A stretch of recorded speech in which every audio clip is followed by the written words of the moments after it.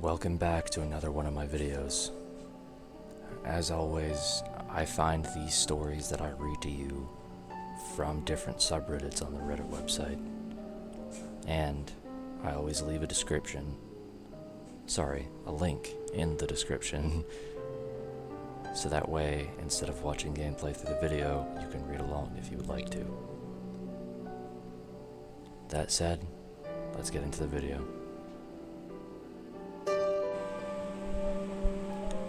I always wear iron. Grams told me bedtime stories about the Fae, not about princess and pumpkin carriages like other kids got. The fairies around here, they have teeth. That's why Grams raised me. Mom and Pop, they used to live here too. Not much besides the farmhouse and lots of trees.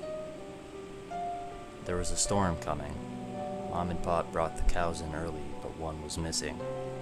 Pop went to go find it. When he didn't come back, Mom went looking. Grams says they would have come home if they could have. But the Fae around here are hungry things. My Grams, she wasn't about to let me make the same mistake. She fashioned an iron necklace, just like she wears, and I never take it off. Mom and Pop, they thought it was just superstition, but they're gone now. Grams is getting old. Some days she can't leave her bed, so it's up to me to keep the farm running, up to me to check the traps, up to me to go hunting. We don't have cows anymore, not as many anyway, just a few for fresh milk. The rest we had to sacrifice. The Fae were getting too close to the farmhouse. And Grams, she's done her best to hold the line, but it's taking its toll on her. That's why we rely on iron now. Iron and blood to keep the perimeter. The way's so familiar, I can walk it with my eyes closed. 100-foot boundary around the farm, fashioned from bear traps and sacred rites. There used to be other farms, more people, lots of animals. They wouldn't have tried a boundary like this back then, but things got rough. Most of the old families sold off their livestock and moved. Suddenly, there weren't enough warm-blooded creatures to feed the Fae.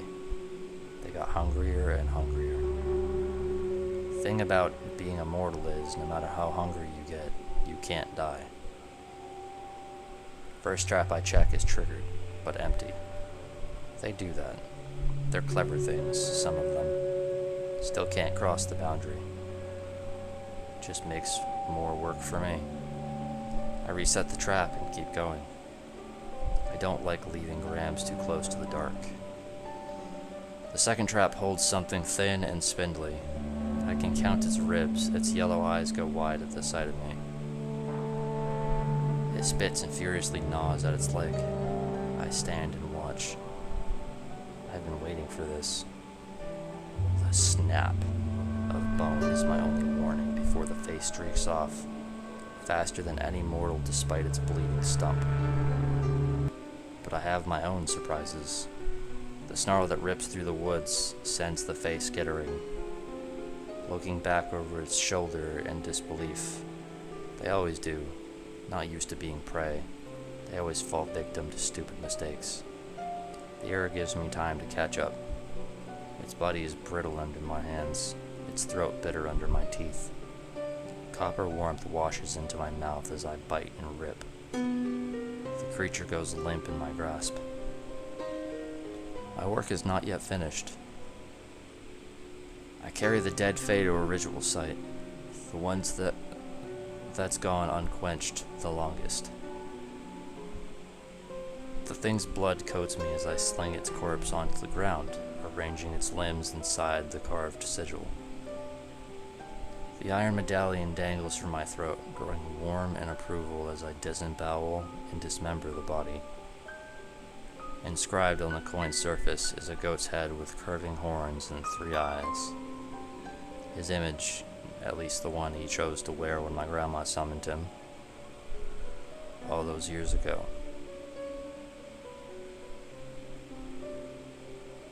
"You'll keep us safe," she'd said as she slipped the medallion around my neck. "So long as we keep him fed. He keeps his own." I certainly hope so. Wiping my hands on my stained pants, I survey my work one last time, then head back to the farm.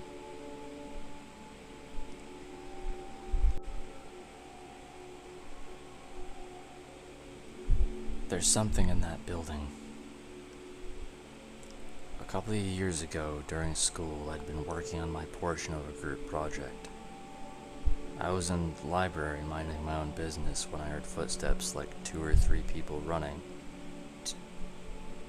2 girls barged into the library and looked to have bloodstains on their uniforms. "She's dead. Sammy's dead," one girl shouted, her voice cracking, while the other stood there with a blank face. Immediately, the staff got up to follow the girls back to where they found Sammy, while another staff called the police and ambulance. During the whole 5 minutes of it all unfolding, I could have sworn I saw a girl standing behind the 2 girls. She had black hair and was wearing our uniform, but I didn't recognize her there. There wasn't many people with black hair in our town. People say it's a curse. A couple of weeks passed by, some still heartbroken over the loss of a friend, others terrified of the building and refusing to ever go in. There were rumors going around about the building now, some saying they heard a girl scream from the toilets, others say they've seen someone in the back stairs corridor.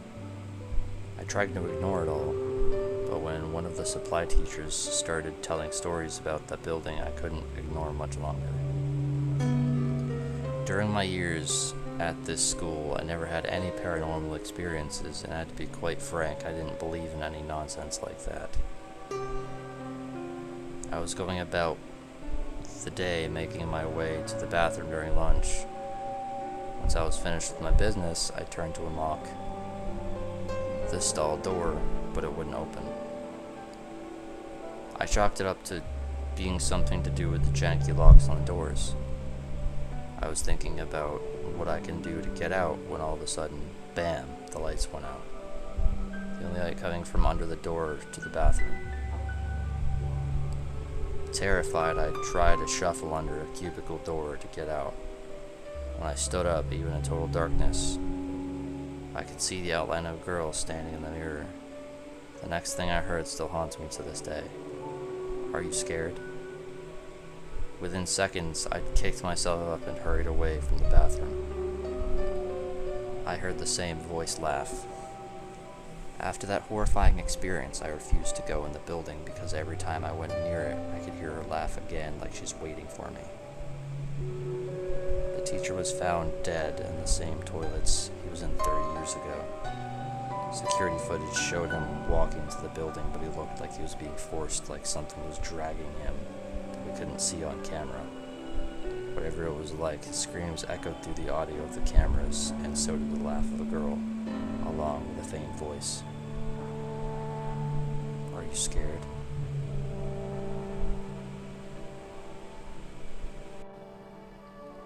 If you liked that video, then like the video. If you're going to bed soon, sweet dreams. And if you have a full day ahead of you, I hope it goes well. Thank you for taking your time to spend on watching one of my videos on my channel, and I'll catch you in the next one. Ciao.